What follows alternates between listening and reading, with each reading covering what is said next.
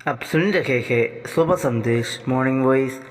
आप प्रफुल्ल दास Nelson Thomas Mumbai से वजन से बांटा जाएगा। खुदा के बारगाहों को मसीहा लेके जाएंगे।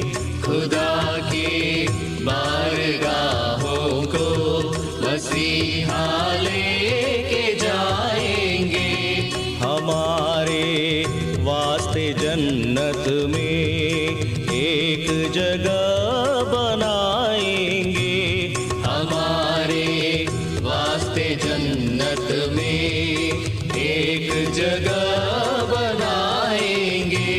नजर में दूर तक फैला हुआ जिसका नजारा है। नजर में दूर तक फैला हुआ जिसका नजारा है। चले आओ,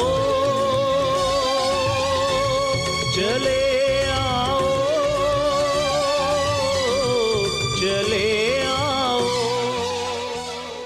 मनुष्य चाहते हैं अंधकार में लोग रहे, ज्योति में नहीं आए। लोग मरते रहे, डूबते रहे निराशा में, पाप में, लेकिन जीवन नहीं पाए। सैकड़ों कॉलेज स्टूडेंट्स को बुरी बंधन से, बुरी आदतों से, नशील पदार्थों के बंधन से उनको छुड़ाया। अंधकार की शक्ति ज्योति को पसंद नहीं करता। उद्धारकर्ता प्रभु यीशु मसीह के अति श्रेष्ठ नाम में एक और बार शुभ संदेश के हमारे सारे श्रोताओं को नमस्कार और जय मसीह की। थोड़ी देर के हमारे मनन के लिए आइए निकालेंगे लूका सुसमाचार 8वां अध्याय 37वां पद, लुक्स गॉस्पेल चैप्टर 8 वर्स 37। प्यारो, हम देख रहे थे पिछले 2 हफ्तों से किस प्रकार प्रभु यीशु मसीह 6000 दुष्ट आत्माओं से भरा हुआ एक इंसान को चंगा कर रहे हैं। हमने देखा उसका बुरी परिस्थिति, वो नियमों को पसंद नहीं करता था, घर में नहीं रहता था, कपड़ा नहीं पहनता था, नहीं मालूम था अच्छा क्या है, बुरा क्या है, शर्म क्या है, और वो अपने आप को नाश करता था, पत्थर उठाकर मारता था, निराश में, परेशानी में, रोते हुए चिल्लाते हुए रहता था। कोई भी उसको वश में रख नहीं सका, जंजीर से बांधने को प्रयास किया, तोड़ता था, खबरों में वासता था। ऐसा दुर्दशा में, ऐसा परिस्थिति में पड़ा हुआ एक मनुष्य को यीशु मसीह मुलाकात करते हैं, उनको दुष्ट आत्माओं का बंधन से छुड़ाते हैं। हमने देखा उसके अंदर कितना परिवर्तन आया। लोग जब देखा यीशु मसीह के पांवों पर, चरणों पर वो शांति से बैठा है, कपड़ा पहना है और सही होश में, सही मन में बैठा है, मतलब संपूर्ण परिवर्तन, पूरा परिवर्तन। उनका स्वभाव, विचार, तरीका सब कुछ बदल गया। तो यह देखकर लोगों का रिएक्शन क्या है, उनका प्रतिक्रिया क्या है, ये है लूका 8 का 37वां पद में हम पढ़ते हैं।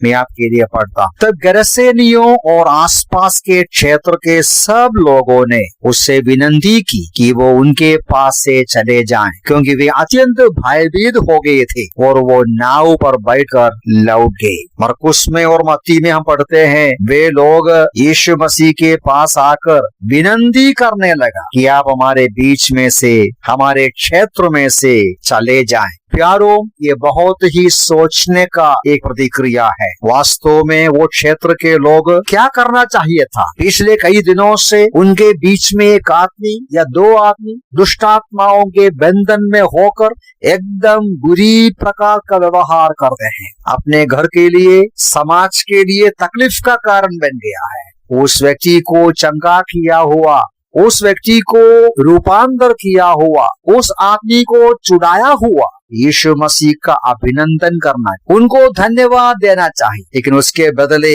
यीशु मसीह को वे सब मिलकर बोलता है, हमारे क्षेत्र में से चले जाइए। और मुझे लगता है वे स्वयं उसको लेकर दरिया पर आते हैं, नाव में बिठाते हैं और उसको वहां से भेज देते हैं। कारण क्या है? कारण लूका लिखा है, वे अत्यंत भयभीत हो गए। प्यारो, क्यों भयभीत होना चाहिए? ये आदमी शांति से तो बैठा है। ये आदमी पहले दुष्टात्माग्रस्त परिस्थिति में लोग भयभीत होता था, वो पत्थर उठाकर मारता था, अपने आप को मारता था, चिल्लाता था, तो लोग डर जाता है। जंजीर में बांधेगा तो तोड़ता है, कपड़ा नहीं पहनते हैं तो लोग डर जाते हैं। अब लोग क्यों डरना चाहिए? लोग डरने का कारण ये हो सका है, वे मन में सोचा हमारे क्षेत्र में और भी ज्यादा दुष्टात्माग्रस्त लोग हैं, एक आदमी का चंगा होने से 2000 सुअर नुकसान हो, यदि और भी लोगों का चंगाई होगा तो और ज्यादा सुअरों में घुस जाएंगे, उनका सुअर गिर जाएंगे, मर जाएंगे, उनका जो धंधे में परेशानी आएगा, उनका धंधे में बाधा आएगा, उनका पैसा का नुकसान होगा। प्यारो, वे देखा उनका धंधा बड़ा है,